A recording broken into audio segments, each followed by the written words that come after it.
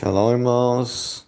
Um ótimo dia em preparação para nos descansar de nossos caminhos e seguir agora para os caminhos de Deus. Em breve, no início desse sábado, esse sabate santo, como eterna imagem dele, descansarmos como Jesus Cristo foi a imagem do eterno, perfeita e plena. Sejamos assim também seguidores de Yeshua. Queridos, estou refletindo aqui sobre as palavras do irmão Felipe e também do irmão Ramison. Eu achei muito interessante essa questão discutida na porção que a gente está lendo da Bíblia sobre José. O José foi chamado José do Egito pelo popular. Logo depois de falar que Deus estava com ele, ele vai para a casa de Potifar e é citado que existia para Potifar muitas riquezas. Porque no hebraico está existia e é traduzido em algumas versões das Bíblias cristãs como Potifar possuía. Porque a língua original, a língua hebraica, a língua que Deus ele usou na hora, inclusive, de criar o mundo, a língua que foi escrita originalmente, todas as palavras de Deus, aquela língua antes da separação das línguas em Babel, onde foram separadas em 70 línguas originais, que depois se difundiram também, com a queda da Torre de Babel, com a queda de Nimrod. Na língua hebraica, a palavra possuir, na língua hebraica original, não existe, porque tudo é de Deus, tudo é do eterno. Nós não temos nada, como Jesus bem disse no Sermão da Montanha, nem os fios dos nossos cabelos, nem o corpo que vivemos, tudo é do eterno. Então, para nossos fins gentios, que nós somos gentios de cultura, para nossos fins, tanto legislativos, nós dizemos sempre: eu tenho fé, eu tenho alguma coisa, eu tenho, mas não é que eu tenha fé. Olha como a gente é errado, irmãos. É que existe para mim uma fé, que a fé vem de quem? De Adonai, porque a fé é de quem? É de Deus. Então não existe nada para nós. É essa humildade que Deus quer que a gente reconheça. E é difícil até para mim, muito difícil, reconhecer que nada do que eu faço é meu. Tudo é Adonai que me capacita, eu não sou nada, eu sou um servo inútil. Entendam, irmãos? Entendam esse idioma original, entendam essa cultura original, entendam o hebraico, entendam a cultura de Jesus. Saiamos desse Jesus falso, esse Jesus que é de olho azul, esse Jesus que não tem nada a ver com a Escritura, esse Jesus que abole toda a instrução do Eterno, esse Jesus que ele veio para negar tudo, mas está escrito: eu não vim para abolir, mas para plenificar, dar pleno significado. A palavra original é isso, mas traduziram errado, justamente para dar uma brecha, mas depois você lê. Continuando a ler, você já lê e já vê que cai por terra. Cai por terra em nome de Jesus, porque fala: qualquer um que abolir um dos menores mandamentos ou ensinar os outros a fazer o mesmo, será cortado do reino dos céus, ou será chamado de mínimo no reino dos céus, em outras traduções erradas, mas é cortado a palavra original. É só ir nos originais, irmãos. É só ir nos originais. Deus ele vai julgar cada um segundo o que lhe foi dado. Mas o que fica como lição, para não entrar nesses outros termos, nesses outros estudos mais aprofundados, o que fica como lição para nós é que a gente precisa entender que nada é nosso. Não existe a palavra possuir no hebraico. Não existe. O que existe para mim uma casa, existe para mim uma mulher, existe para mim uma vida, existe para mim um pai, uma família, existe para mim uma fé, uma emuná, uma fidelidade para com Deus, existe para mim um computador, uma TV, existe para mim, mas não é meu, não possuo, tudo é de Deus. Se Deus ele decidir tirar qualquer uma dessas coisas, ele pode, porque é dele, não é meu. Não é meu. E essa forma é a forma correta, original de um nazareno pensar. Alguém que se diz da seita dos nazarenos, seguidor de Yeshua, tem que pensar assim: existe para mim uma coisa, mas é de Deus. Não é meu. Porque a partir do momento que eu começo a me abusar do termo eu possuo a fé, eu tenho isso, eu tenho certeza, eu tenho que eu faço isso, eu tenho o poder de Deus em mim, eu tenho Deus, o que? Você se torna patrão e não servo. Invariavelmente, indefinidamente. Então, que possamos entregar a Deus como servos a glória, o poder e a honra, como dizemos às vezes da boca para fora. No Pai Nosso, dizemos. No final do Pai Nosso, um verso que as pessoas esquecem de dizer, né? Porque as pessoas são bem esquecidas. Pai Nosso, que estais nos céus, venha a nós aqui na terra o vosso reino. Seja feita a vossa vontade, não a minha. Assim na terra, aqui na terra, como ela é no céu. E o pão nosso, Pai, de cada dia nos dai hoje. E perdoai as nossas ofensas ou dívidas. Assim como nós perdoamos nossas ofensas ou dívidas, assim aqueles que nos ofendem e nos devem. E não nos deixem cair em tentação, mas livra-nos do mal, principalmente esse mal que a gente é nós. Pois teu é o poder, o reino e a glória para sempre. Amém. Esse finalzinho do Pai Nosso, poucas pessoas se lembram de recitá-lo. Pois teu é o poder, o reino e a glória para sempre. Isso é uma parte do Pai Nosso que poucas pessoas se lembram, mas ele nos traz um conceito bíblico poderoso, uma instrução grandiosa, que é que nada é nosso, tudo é de Adonai. Quem lê o Sermão da Montanha já sabe disso. Quem lê sabe, para não jurar por coisa alguma, porque tudo é de Adonai. Tudo é dele. Não que jurar seja ruim. Não que todos aqueles que juraram, inclusive os três patriarcas, quando a gente se refere a Adonai, a Deus, a gente sempre fala o Elohim, El Elyon, El Shaddai, El Hagadol, o Todo-Poderoso, o Todo-Perfeito, El Shalom, o Todo-Pleno. Todos os nomes que a gente vê, os atributos do Eterno, tudo isso que vem de Adonai, que a gente tem que refletir na nossa vida e ser para as outras pessoas isso, porque quem quer ser abençoado, seja bênção. Quem quer ser perdoado, perdoe, porque Jesus disse: vocês vão, aqueles que perdoarem, Jesus Cristo não disse, vai perdoar a pessoa, não, aquele que perdoar será perdoado, aquele que retiver o perdão será retido para ele.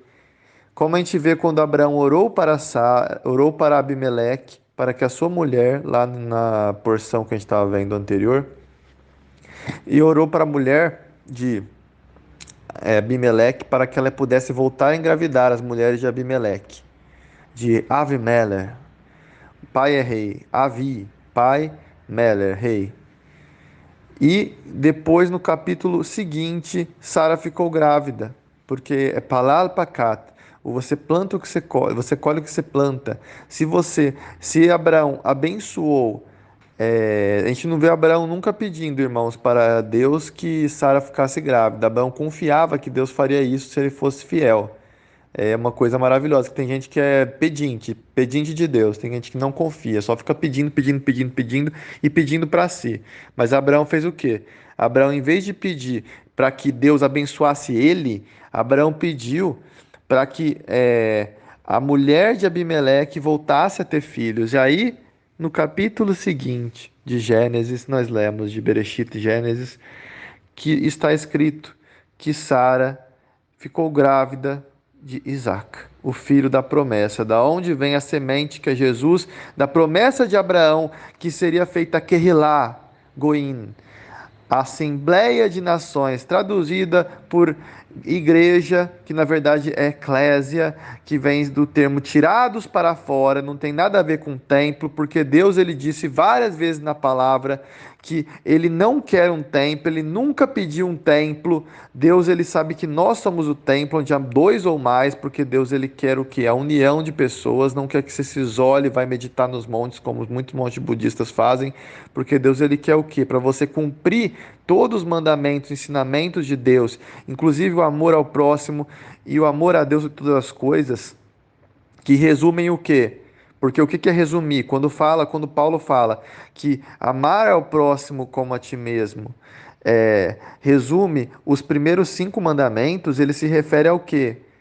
Que você cumpre os 5 mandamentos se você estiver fazendo isso, e o oposto também é verdadeiro, que fazendo os 5 mandamentos de coração e alma e fé, você está cumprindo o que? Amar o próximo como a ti mesmo, porque você não está roubando ele, você não está matando, não está fazendo isso, nada, mas é algo maior. Amar é mais do que isso. Então, assim, a nova aliança, ou melhor, a British Hadashah, a aliança renovada, ela é maior do que isso. Ela é maior do que a velha aliança.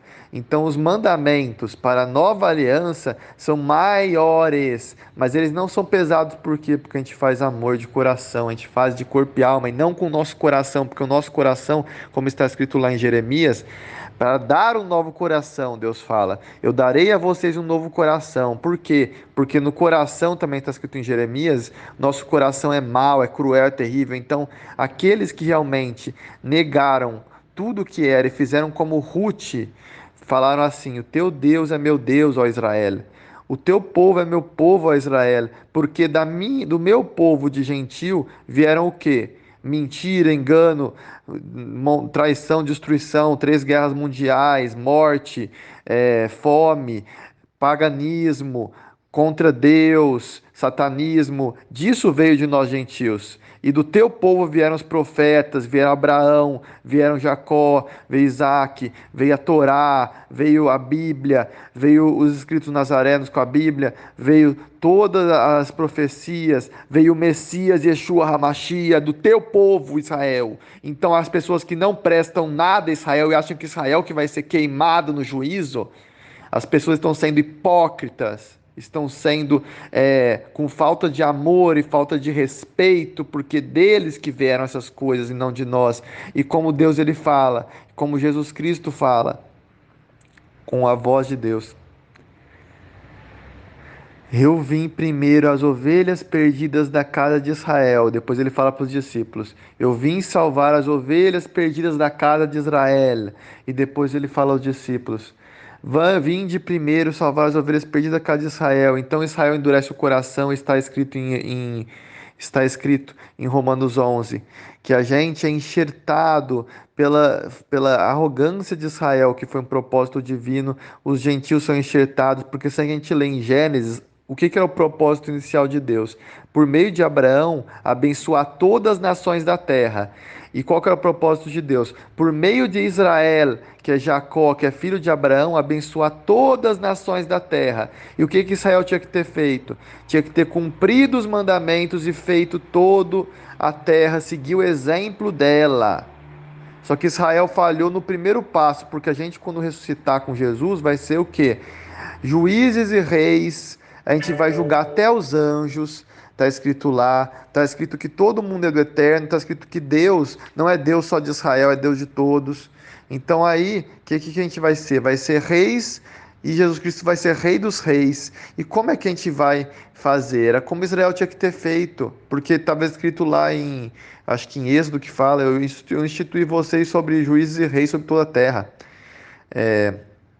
A gente vai ter que se auto-julgar primeiro. Essa primeira vida que a gente está vivendo agora, a gente se auto-julga até o fim. A gente faz como Yeshua. Yeshua, em nenhum momento, ele ficou, mesmo ele sendo filho de Deus já desde nascença, ele ficou atacando, ele ficou falando para as pessoas, sabe? Coisas que ele não fazia e julgando as pessoas. Ele não, ele ficou pelo próprio exemplo falando.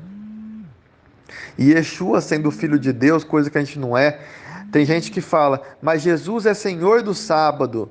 E eu falo, Jesus é Senhor do sábado. E você? Você é Senhor do sábado? Você é Jesus? Não. Então, se você não é Senhor do sábado, você não pode falar nada do sábado. Porque quem é Senhor do sábado é Jesus, não é você. Jesus é seu Senhor. Jesus é Senhor seu e até Senhor do sábado, até do sábado. Então, se Jesus guardou o sábado, acho muito difícil você falar que você não vai guardar. Ainda mais baseado em um texto de Paulo, que quando você lê no original e lê nos outros também, dá a entender justamente o contrário.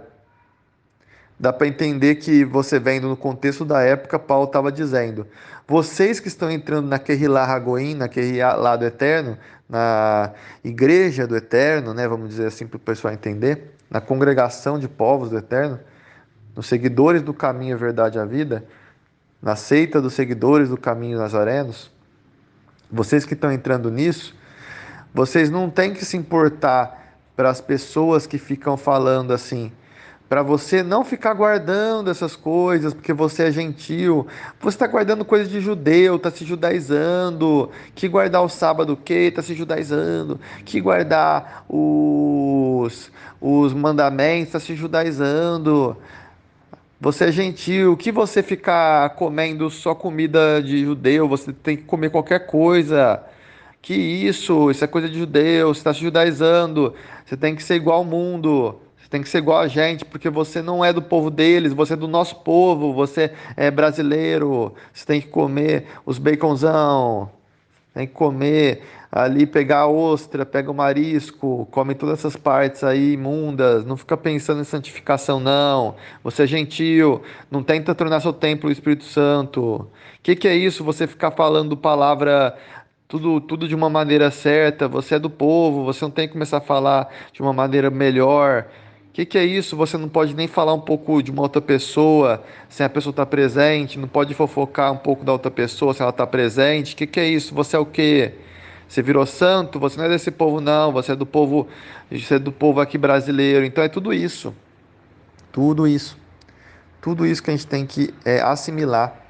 Porque a gente que é da eclésia, vamos pegar os dois termos que é a tradução da tradução e a tradução. A tradução da tradução é a igreja, que a gente tem aqui, que não significa absolutamente nada, assim, as pessoas acham que é um templo e tal, de pessoas juntas dentro do templo.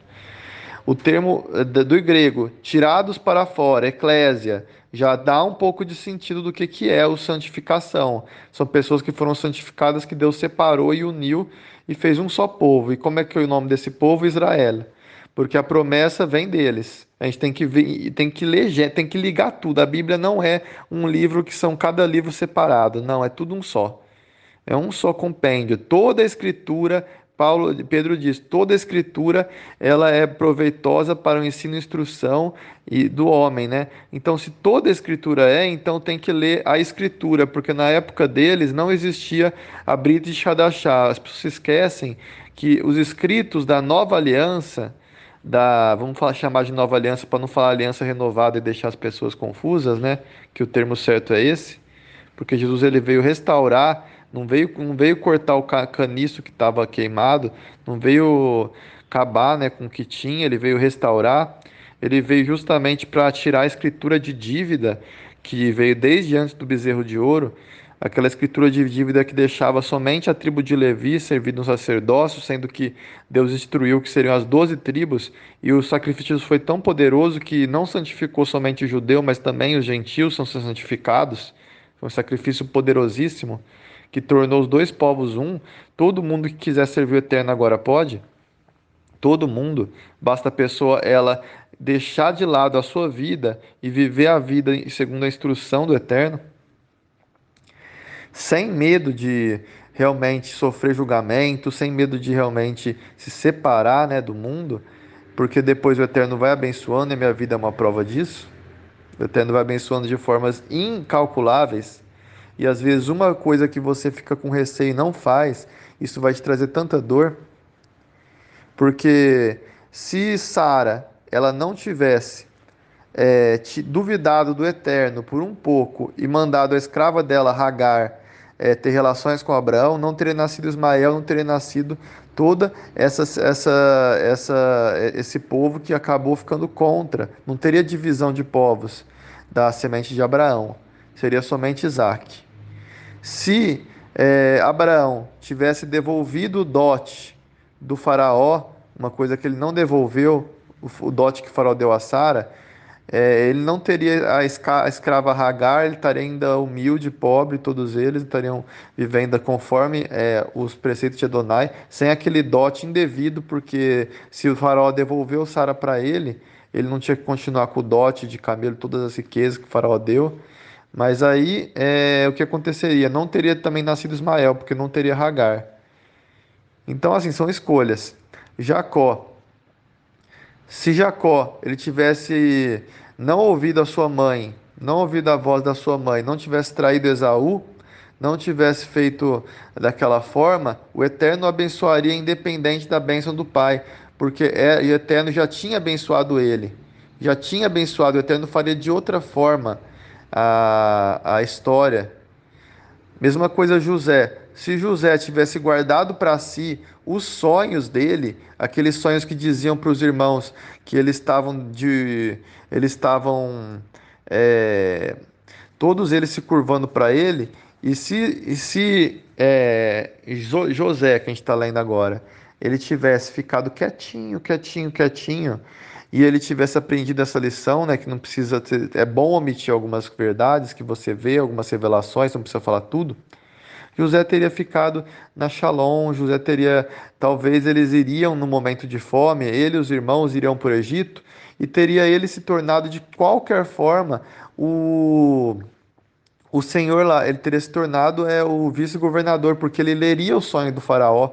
Teria acontecido tudo da mesma forma, só que não teria tido toda essa dor. Por quê? Porque as pessoas se esquecem que o plano de Deus, ele é perfeito.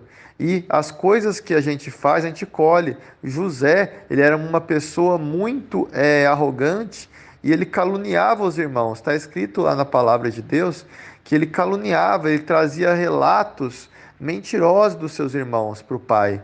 Ele ia trazendo relatos mentirosos. Então o que acontece? Da mesma forma que ele trazia relatos mentirosos para o pai, a mulher de Potifar traz um relato mentiroso para ele, porque o que você faz, você colhe, né? O que você planta, você colhe. E isso em tudo, irmãos. Se eu for falar todas as coisas, como Raquel, por exemplo, que foi esconder um ídolo debaixo do seu ventre, e falando que estava para Labão, seu pai, que ela estava com menstruação, que ela não podia se levantar para falar com ele, e depois a gente vê que Jacó fala que qualquer um que. E Deus estava com Jacó, então Deus ouviu na hora e já tratou de cumprir. Jacó diz que se encontrarem os ídolos com alguém, essa pessoa morrerá. Então Deus ele viu onde ela tinha escondido o ídolo que ela tinha falado. Deus pegou tudo e voltou para ela. Voltou. Porque o que ela fez? Depois, quando ela vai nascer Benjamim, ela morre. Quando nasce Benjamim, Raquel morre no parto. Por quê? Foi onde ela escondeu os ídolos. Foi onde o que ela disse, né? Então é isso, meus amados. Para voltar no tema original, e o principal não digamos para nós mesmos essa mentira que eu tenho esse dinheiro, eu tenho essa posse. Não, existe para mim esse dinheiro.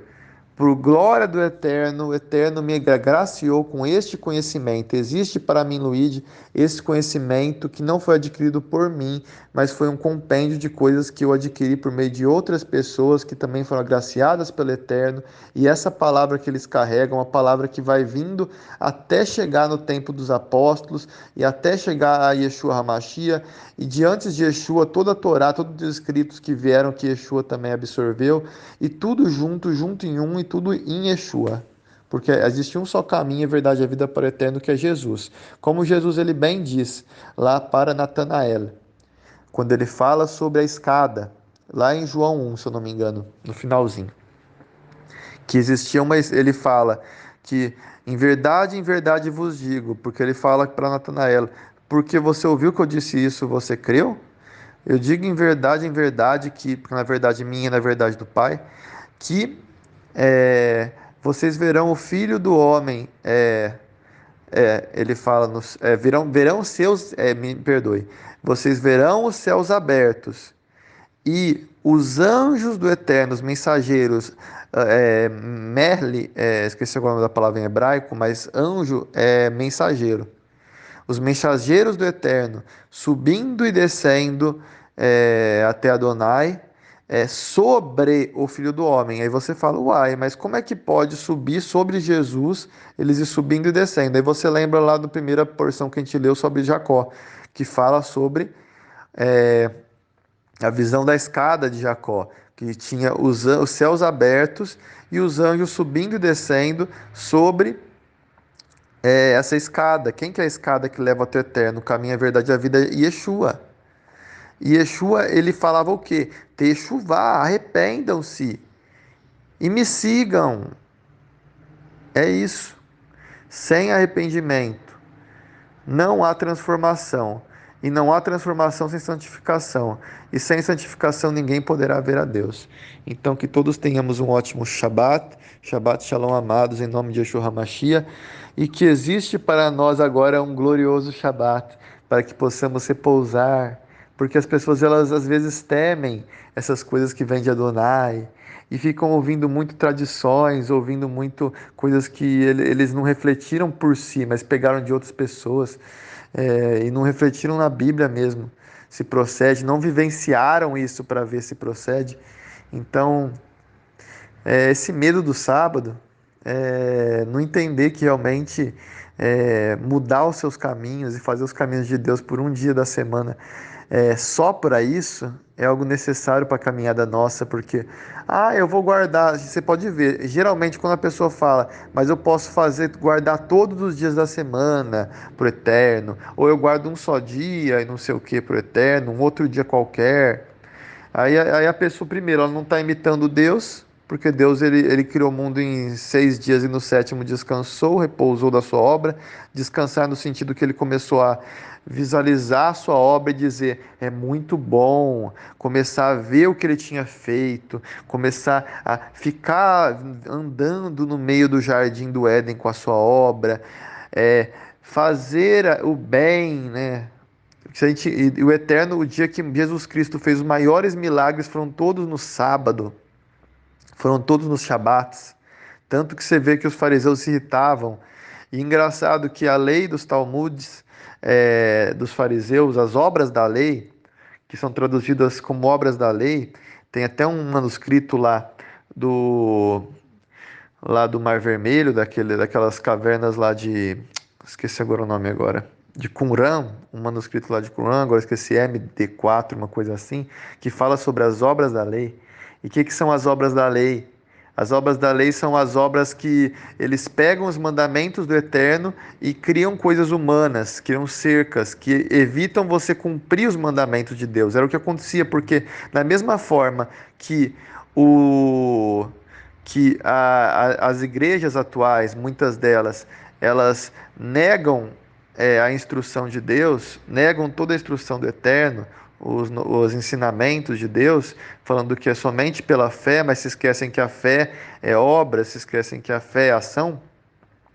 Se esquecem que a fé sem obras é morta, se esquecem que o pecado é a transgressão da lei. Então, se há pecado, há lei para dizer que há pecado, e se não há mais pecado, então quer dizer que a gente pode fazer o que quiser, e aí a gente entra quando Paulo fala para as pessoas que ele fala assim: a lei é santa e boa e o mandamento justo e bom. Depois eles pegam e traduzem como lei outra coisa que não é lei, porque Paulo falou 7 palavras em hebraico diferentes. Só que nas traduções que a gente tem aqui, tudo é sempre lei.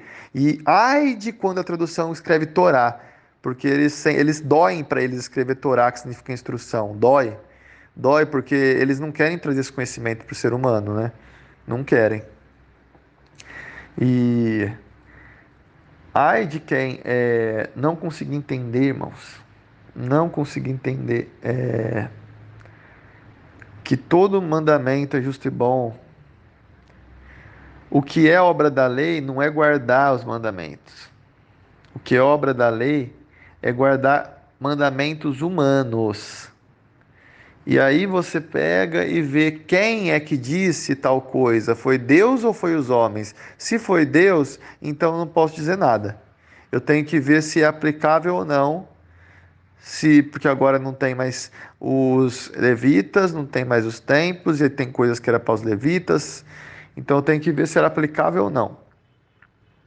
Se foi algo dito por homens, pode ser um conselho muito bom, ou pode ser uma coisa realmente que eu desconsidero. Por exemplo, Jesus Cristo pegava um pouco de, cuspia no chão, pegava o barro e fazia assim com o barro. Isso daqui, para Deus, não tem transgressão nenhuma, mas para os fariseus, quando vem Jesus curando o olho do cego, eles veem uma transgressão absurda, está transgredindo o Shabat. A transgressão de Jesus, que eles começaram a ficar com ódio dele, foi quando ele pegou e cuspiu no chão e fez aquele barro, porque aquilo era claramente uma transgressão de uma das leis deles, entendeu? Humanas. Mas aquilo transgride o Shabat? Não. Então é isso. A gente não pode ser nem como eles, que exageram, que colocam, criam leis humanas, e nem como os outros. A gente tem que ser o quê? Tirados para fora, seguidores do caminho que é Jesus, como eram os nazarenos, seguidores da Torá, tudo que está escrito na Torá. E tudo, a gente vê que tem a Torá e tem a Brit Hadashah. O que é a Brit Hadashah? Ela é a forma aplicada da Torá. Paulo mesmo, ele cita um mandamento que fala de julgos desiguais e cita outro mandamento que fala sobre você não colocar tropeço na frente do cego. Por exemplo, a aliança. A aliança, ela é alguma coisa que ela tem origem pagã. Eu vou deixar de aliança porque ela tem origem pagã? Não. Por quê? Porque a aliança, ela, do jeito que eu estou usando aqui, ela não cria nada contra Deus, da forma que eu uso no dia a dia. Porém, se eu for no meio de idólatras que usam a aliança como paganismo, eu vou tirar a aliança. Por quê? Porque senão eles vão me colocar junto deles. Ou se eu for no meio de um lugar de pessoas que são, vamos falar, de alguma religião cristã, que eles são super conservadores quanto a isso, eu sei que eles não gostam de aliança, eu não vou colocar aliança neles. Eu não vou colocar a minha aliança, eu e minha esposa, vamos sem aliança de mão dada lá para eles. Porque senão eu vou gerar um pecado neles, a ira. Mas Paulo disse que nem a carne dada aos ídolos, ela é pecado. Comer, porque o ídolo não é nada, e nem a carne, porque Deus que fez tudo. Porém, o pecado está na minha consciência ao fazer isso, de comer a carne dos ídolos, e principalmente na consciência dos outros que estão me vendo fazer isso. É a consciência, Paulo diz naquela carta lá, acho que é Hebreus. E a aliança, porque é mais fácil de entender a aliança. Se eu for no meio da rua sem aliança, eu ou minha esposa, os homens podem desejar ela, olhar para ela sem ver a aliança. A aliança é uma proteção. Então eles vão estar cegos, como cegos, olhando para ela como se ela fosse uma mulher que não é casada. Então, como o nosso sinal aqui no Brasil, em muitos lugares do mundo, é a aliança, então você tem que estar com essa aliança para isso, nesse caso, entendeu? Então tudo é caso a caso. E assim, a gente tem que entender esses mandamentos para saber como viver a vida. Julgo desigual, você não pode tratar duas pessoas de inteligências, classes diferentes como se fosse a mesma. Você não pode, tipo, querer exigir de alguém mais do que a pessoa ela pode dar realmente. Julgo desigual. Você não pode colocar duas pessoas para fazer uma prova. Tem dois alunos para fazer uma prova. Um aluno do sétimo, do super evoluído e outro aluno que tem deficiência auditiva para fazer a mesma prova. Por quê? Julgo desigual, tem essa lei lá, não coloque o burro e nem o boi para fazer o mesmo trabalho lá, porque vai dar errado. Então é assim, tem que colocar cada um em um canto para não ter esse tipo de situação. E Paulo ele fala do boi que debulha para falar que assim é justo que ele comesse da obra, uma coisa justa, porque ele trabalhava para a obra, então era justo ele pegar alguma parte dos dízimos, vamos dizer dízimo, né? Que vamos falar desse jeito para o pessoal entender, que às vezes as pessoas nem sabem que a origem do dízimo é de uma promessa que Jacó fez e não tem nada a ver com dinheiro.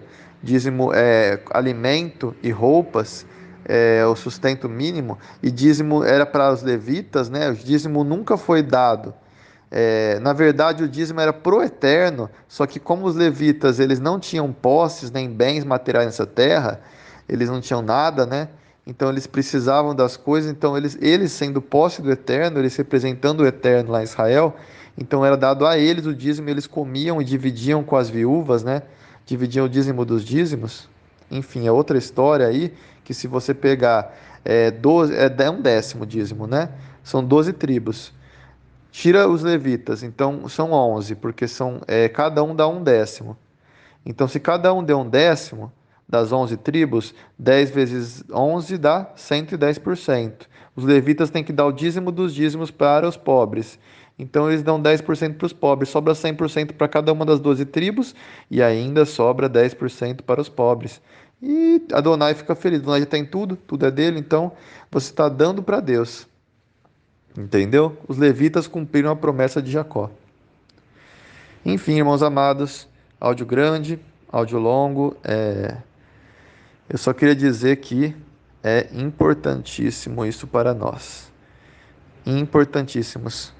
A gente é o principal mandamento, amar a Deus sobre todas as coisas. E esse mandamento começa talvez para muitas pessoas quando a gente se entende que existe para mim este mundo, esta vida, mas nada é meu e tudo é de Deus. Quando a gente entende isso, começa a abrir nossa mente para uma nova possibilidade de vida, uma nova cultura, uma nova instrução. E talvez se nos caminhemos para ser cada vez mais a imagem de Yeshua HaMashiach, porque todos pecamos e todos precisamos demais de um Salvador. A paz.